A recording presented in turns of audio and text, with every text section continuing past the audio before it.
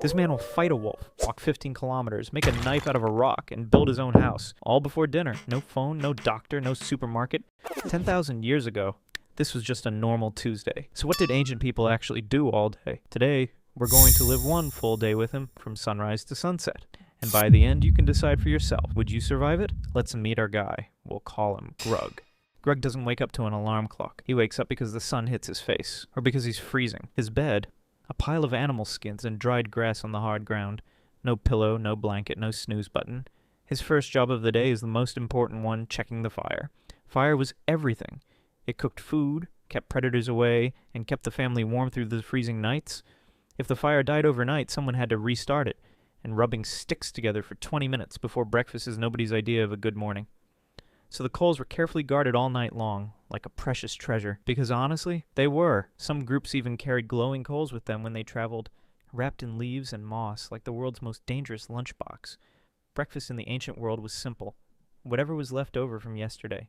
Roasted roots, a handful of berries, nuts, or a piece of smoked meat if the last hunt went well.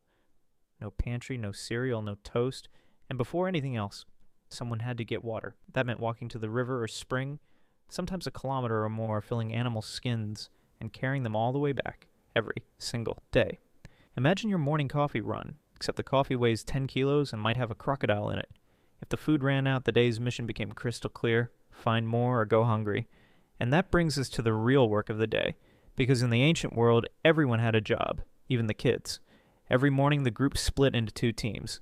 Team 1, the hunters.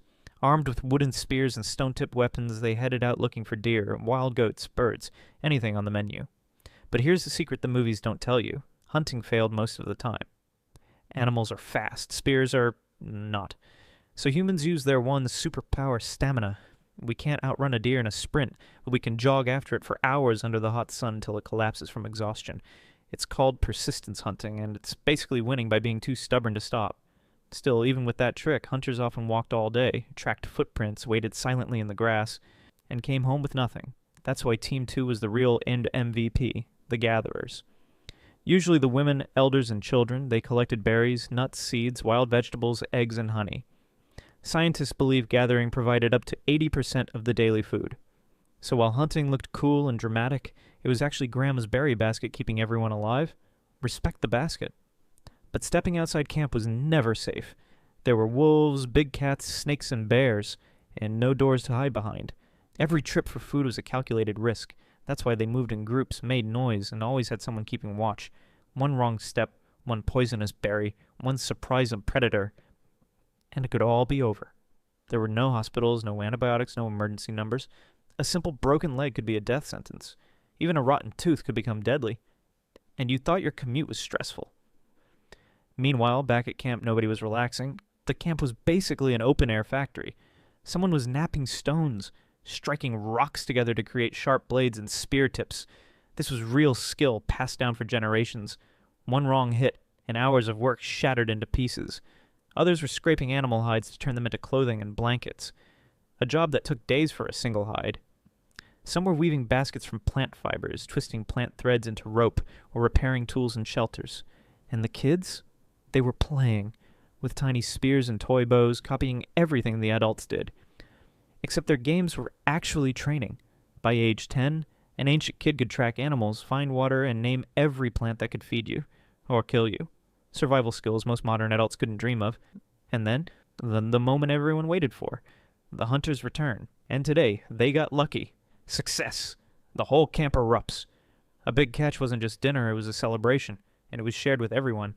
Hunters, gatherers, elders, kids, everybody ate. The meat was roasted over the flames or cooked on stones heated in the fire, and nothing was wasted. Extra meat was smoked for later. Bones became tools and needles. The hide became clothing.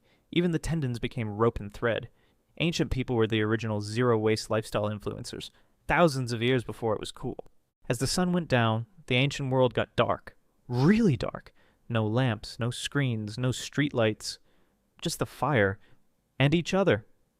And this is where something magical happened. They talked. They laughed. They sang. The elders told stories like about great hunts, about ancestors, about spirits in the sky. These fireside stories weren't just entertainment. They were the internet of the ancient world. They passing down knowledge, warnings, and maps from one generation to the next. Which plants heal, which rivers flood, which caves are safe. Some of those stories were even painted on cave walls.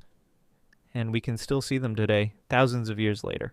No Wi-Fi needed, just firelight, imagination, and a family. And with a full belly and a warm fire, Grug falls asleep, ready to do it all again tomorrow.